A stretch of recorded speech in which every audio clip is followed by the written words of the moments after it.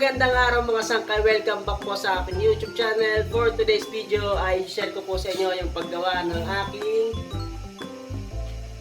Choco Moist Cupcake. Ayan. Pero bago po tayo magsimula ay please like at pakishare na rin po ng video ito. At kung kayo po ay hindi pa nakapag-subscribe, subscribe nyo na rin at pindutin ang bell button para ikaw ay lagi updated sa mga upload ko pang mga video. So yung mga sangkay, simulan na natin ang paggawa ng Choco Moist Cupcake. Bale yung ating first step sa ating paggawa ng Choco Moist Cupcake ay ito. Prepare muna natin yung ating lalagyan. Yung ating paglalagyan ng ating mixture ng ating cupcake. At kapag naihanda na natin yan ay gagawin na natin yung ating mixture. Una nating ingredients na ilalagay ay asukal. Sunod ay all-purpose flour.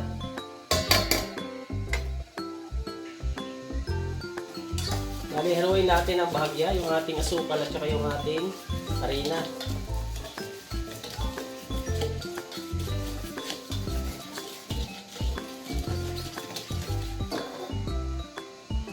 Sunod ay maglalagay ako ng asin, baking powder, original cocoa, at mix din natin muna.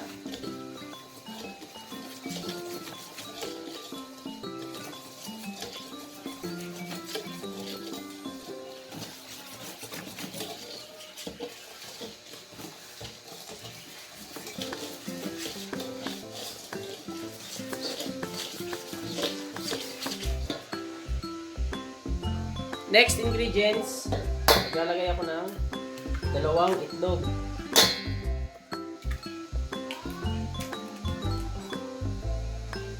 Next ay evap milk, 140 ml na evap.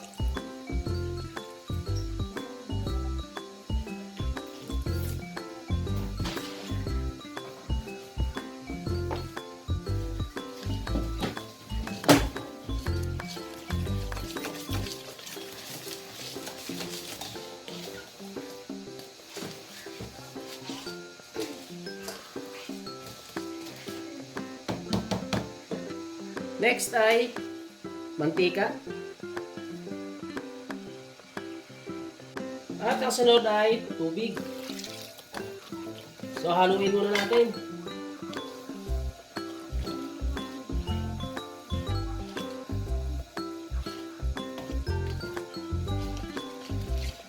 Haluin natin na maayos mga sangkay. Kailangan wala ng buo na harina bago natin isalin sa ating ganera.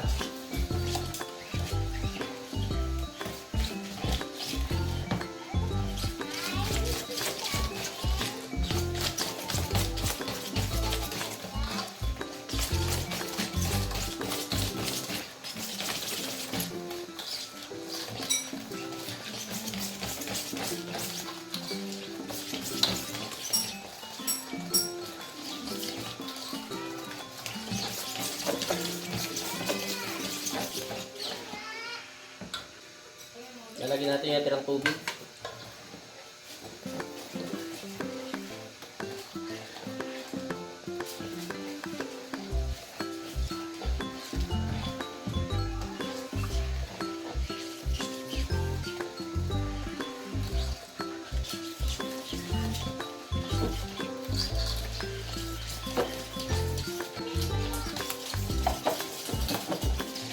At ayan, kapag nahalo nyo na ng maayos ay pwede nyo na akong ilagay sa inyong lanera.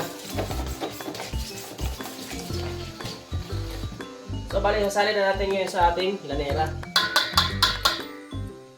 At yan, sisimulan na natin ang paglagay ng ating mixture sa ating lanera. So bali, yung aking gagamitin pagsalin ay ganyan lamang po palad. Pero kung hindi po kayo sanay sa ganyang proseso, ay pwede po kayong gumamit ng cups. Yan. Or pitchel, isalin nyo itong mixture sa pitchel at saka ibuhos nyo dyan sa inyong lanera. Okay, simulan na natin ang paglagay ng ating mixture.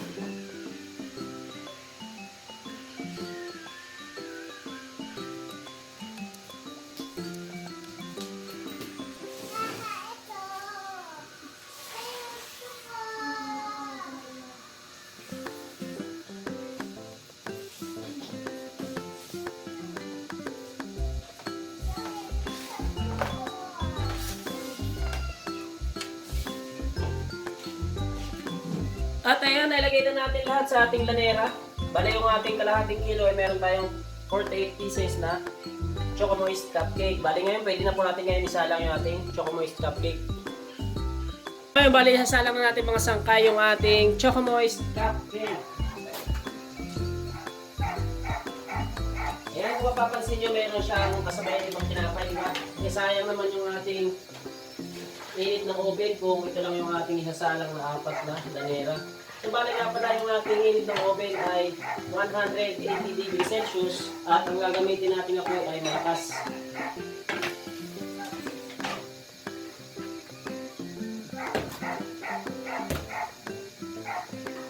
Okay, after 15 minutes, simula nung ating isinalang ay check natin. So, bale ganyan din lang sa ibabaw. Yan, pag hindi na siya lumubog or bumalik na siya pag pinindot nyo, ay luto na po yan. Yan, 15 minutes po natin linuto yung ating Choco Moist Cake.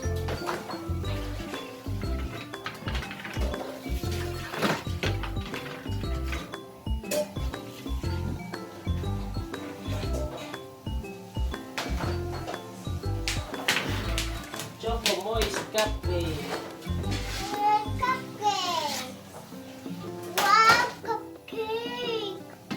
At ayan na, luto na yung ating Choco Moist Cupcake. Bale, palalamigin po muna natin ngayon. At habang pinapalamig natin, ay gagawa tayo ng ating icing para ilagay natin sa ibabaw ng ating Choco Moist Cupcake.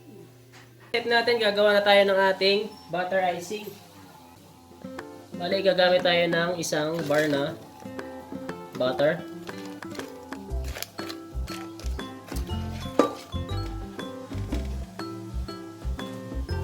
At gamitan muna natin ng mixer.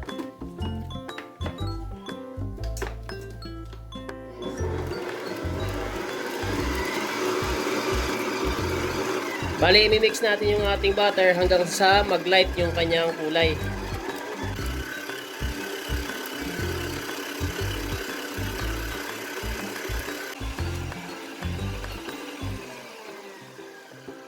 At ayan, kung mapapansin nyo, ay nag-light na yung kulay ng ating butter. Bale, ipunin muna natin.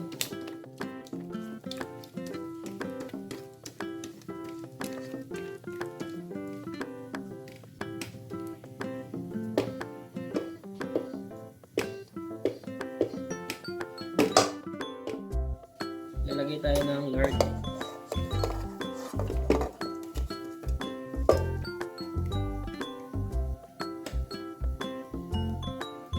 At i-mix ulit natin.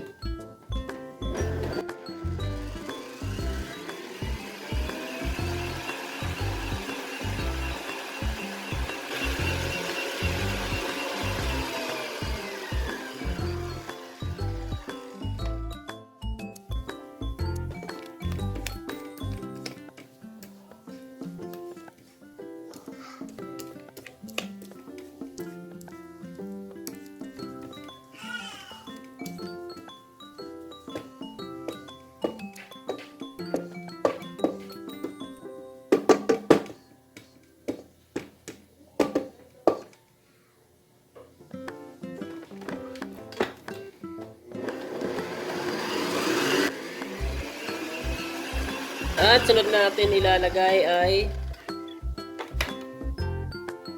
ang next nating ilalagay ay powder sugar.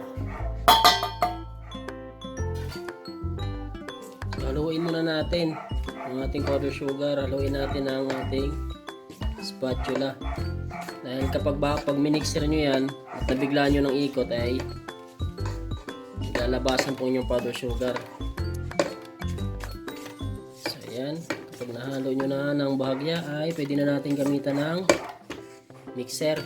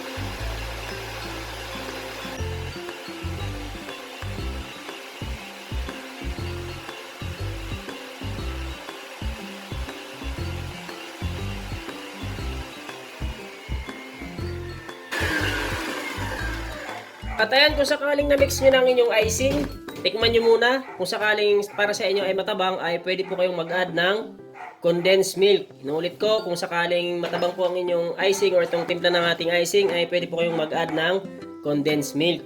Pero para sa akin, ito po kasing tamis ng ating icing ay sakto lang po para sa akin ha.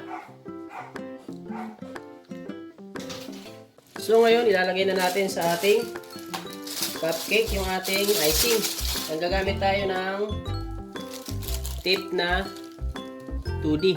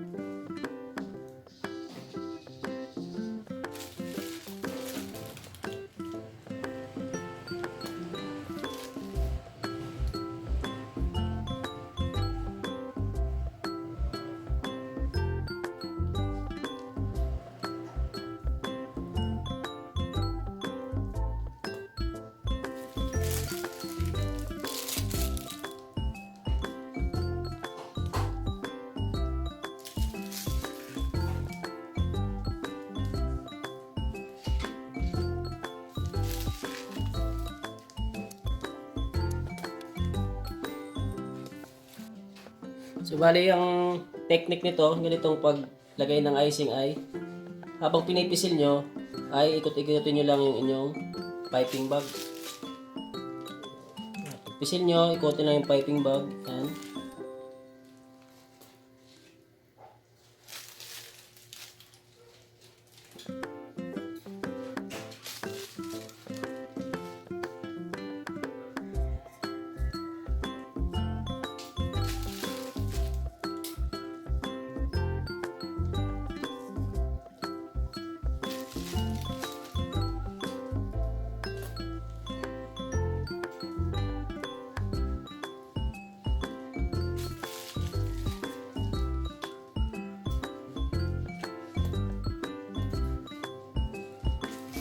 At kapag na-icingan na natin lahat ay maglagay lang tayo ng, sa inyo kung gusto nyo maglagay ng kahit na ano sa ibabaw ng ating icing.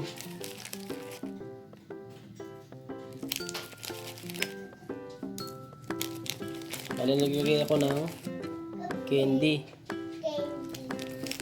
At ayan na po yung ating finished product ng ating Choco Moist Cupcake with Butter Icing. So yun mga sangkay, please like at share na po ng video ito kung inyong nagustuhan at huwag kalimutan mag-subscribe kung sakaling hindi pa kayo nakapag-subscribe at pindutin mo na rin ang bell button para kayo laging updated sa mga upload ko pang mga video. See you in my next video. Bye bye!